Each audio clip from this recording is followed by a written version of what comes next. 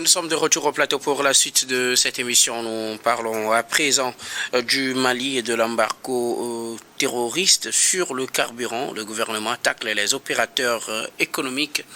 Et depuis quelques jours, les terroristes imposent un embargo sur l'approvisionnement en carburant au Mali. La situation a fait réagir le ministre en charge de l'économie, le ministre plutôt du commerce au Mali, qui a appelé les opérateurs économiques à ne pas profiter d'une telle situation, puisque la pénurie de carburant a fait que le prix du carburant a flambé, et pourtant le gouvernement ou l'État malien n'a pas augmenter le prix du carburant à la pompe.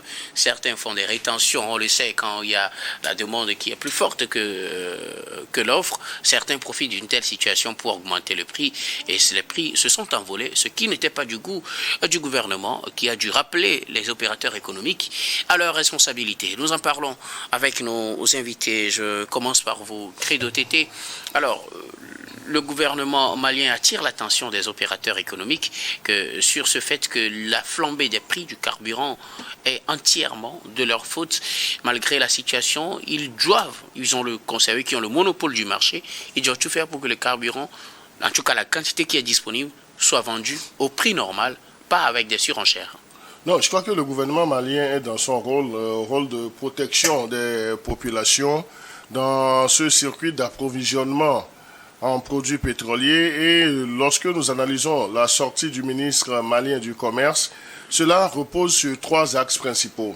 Il a, dans un premier temps, soulevé la question de la gestion même, ou bien de rétention des stocks des produits pétroliers. Donc c'est là où il va sur la piste de la violation des règles du commerce.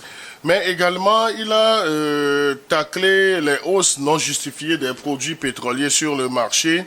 Et également, pour terminer, il a insisté sur toutes les questions qui sont liées à la désinformation. Parce que une fois que cette pénurie s'installe, donc ça part dans tous les sens. Et en comprendre la communication du gouvernement, c'est beaucoup plus une série de tacles aux entreprises qui travaillent dans l'approvisionnement des produits pétroliers. Le gouvernement les a taclés pour dire que ce sont ces entreprises qui sont responsables, ou bien qui seraient responsables de cette situation. Mais je crois qu'il y a un autre fait qu'on ne doit pas perdre de vue. C'est dans l'intitulé même de cette question dont nous débattons ce soir sur le plateau, c'est l'embargo djihadiste.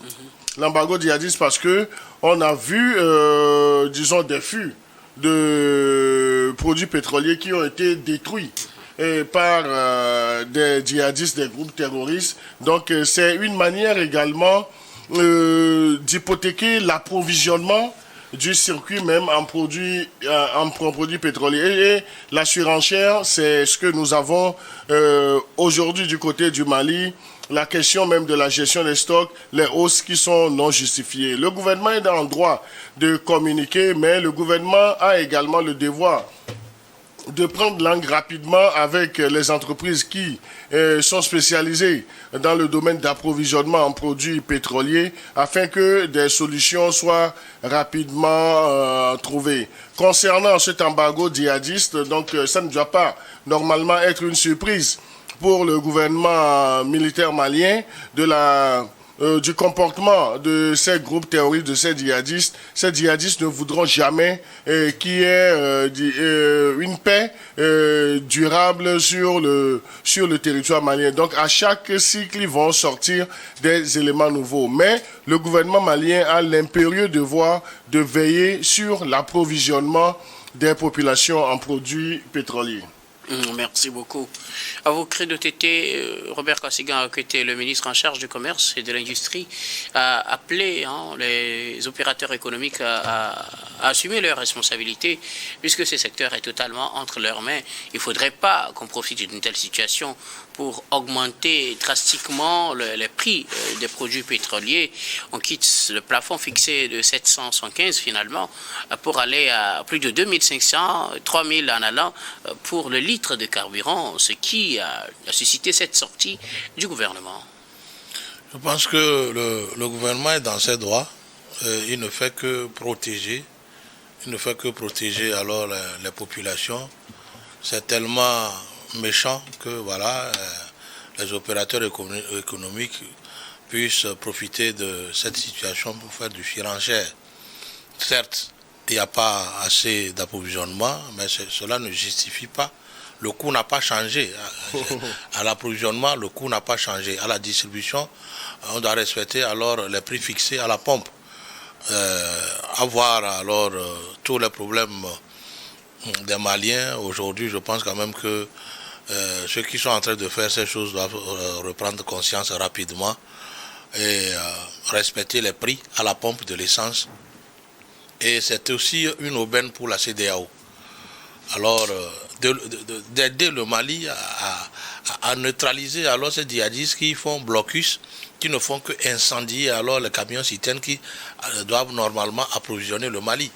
Si vous voulez, si la CEDEAO tient vraiment à la coopération avec les pays de l'AES, je pense quand même qu'ils peuvent profiter, les pays de la CEDEAO peuvent profiter de cette situation pour tendre la main au Mali. En quoi faisant? En combattant alors ce groupe djihadiste qui alors qui ont mis le blocus sur l'approvisionnement en carburant. Alors, moi, je veux comprendre une chose. On sait que ça fait partie des choses qu'ont dénoncé ces trois pays, le Mali, le Burkina et le Niger.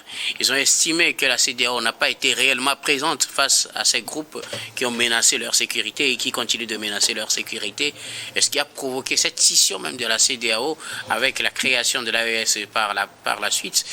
Maintenant, ces deux communautés différentes, vous pensez que c'est en ce moment où ils ne sont plus ensemble que la CEDEAO va les combattre à leur côté? Mieux vaut tard que jamais. Si vous tenez à quelqu'un qui ne vous apprécie pas pour un comportement, alors je pense quand même que si l'occasion se présente, il faut profiter pour lui témoigner votre bonne foi. Aujourd'hui, s'il n'y a pas d'électricité, s'il n'y a pas de carburant, le Mali va manquer d'électricité, puisqu'ils ont opté pour la technique thermique. Alors, quand on parle de thermique, ça voudrait qu'ils ont besoin de carburant. Maintenant, si la CEDEAO sait que les bandits enturbanés ont fait blocus sur les routes pour ne faire que détruire les camions citernes qui doivent approvisionner le Mali, ils peuvent constituer leurs forces militaires pour aller prêter main forte au Mali pour détruire à jamais. Alors ces djihadistes-là, c'est aussi une manière de montrer leur ouverture et leur bonne foi vis-à-vis des pays de l'AES. Cela peut alors provoquer peut-être une bonne réaction pour ces trois pays-là, pour que voilà, en d'autres occasions, ils peuvent se retrouver et parler de l'Afrique, même s'ils ne reviennent pas dans la CEDEAO. Qu'est-ce qu'ils veulent? Ils se disent que nous appartenons à une famille, mais quand on est en danger, la famille ne vient pas à notre secours. Alors voilà un autre danger qui est au Mali. Parce que l'électricité manque. Avant, c'était 19 heures de temps. Aujourd'hui, c'est 6 heures de temps. Ça voudrait dire que dans tous les secteurs d'activité, il y a problème au Mali. Alors la CEDEAO, même pourquoi pas l'Algérie, peut prêter main forte au Mali, aidé par le Burkina Faso et le Niger pour détruire à jamais ces bandits enturbanés pour que voilà, la voie d'approvisionnement qui quitte le port d'Abidjan pour Bamako et dans d'autres régions puisse être totalement libérée. Parce que les autres disent que le gouvernement a mis la main sur leur approvisionnement dans les différentes régions. Les terroristes manquent de carburant. C'est pourquoi eux, ils préfèrent alors mettre en feu les camions citernes qui doivent normalement approvisionner le Mali. Alors, la CEDEAO doit rentrer dans la danse pour alors détruire ces terroristes-là, une manière d'aider le Mali.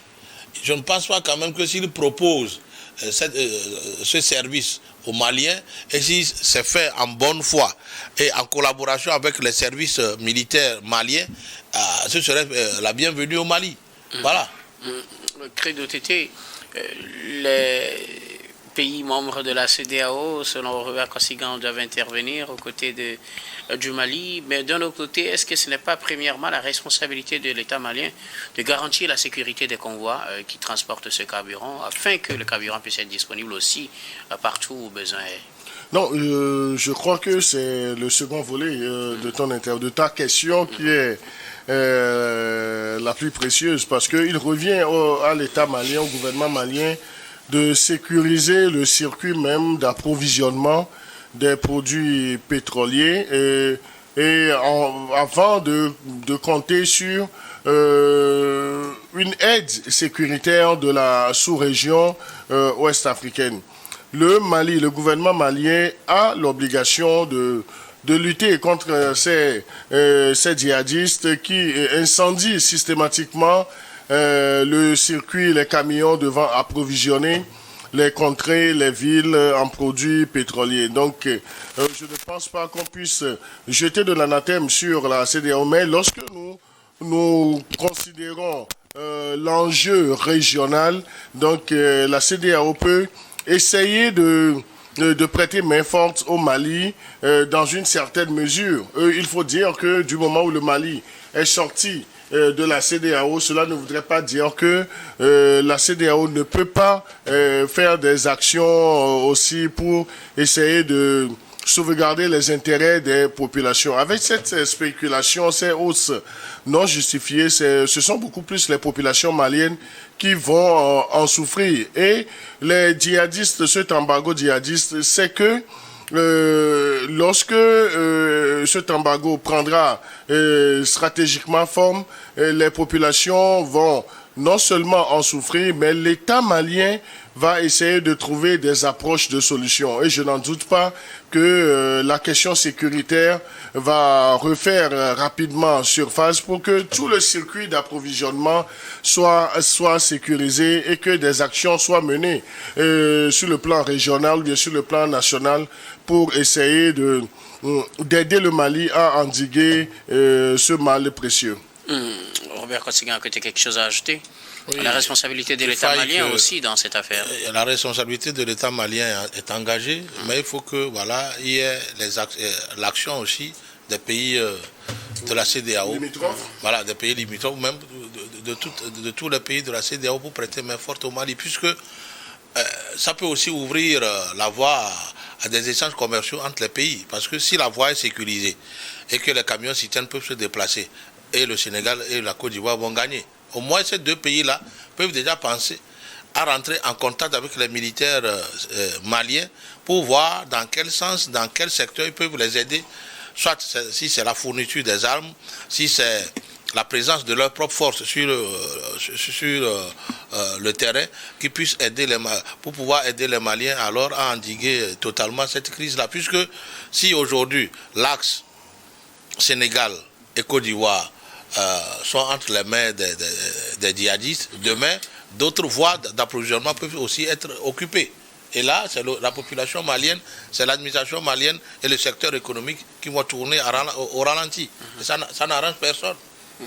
Voilà, ça n'arrange personne. S'il faut, par exemple, si je prends les produits surgelés, les commerçants qui prennent les produits surgelés au Burkina, au Sénégal ou à Abidjan, s'ils n'ont pas l'électricité, et tout va pourrir. Comment ils vont retourner demain? Et à quelle quantité ils prendront encore s'il n'y a pas l'électricité? D'où la nécessité pour que le Sénégal, la Côte d'Ivoire, puissent inviter les autres pays africains, surtout de la zone ouest africaine, pour prêter main forte au Mali pour éradiquer ce problème. Merci beaucoup. Et cela même peut aider à ce que la force multinationale qui a du plomb dans les ailes, peuvent alors trouver un chemin pour être finalement exécuté sur le terrain.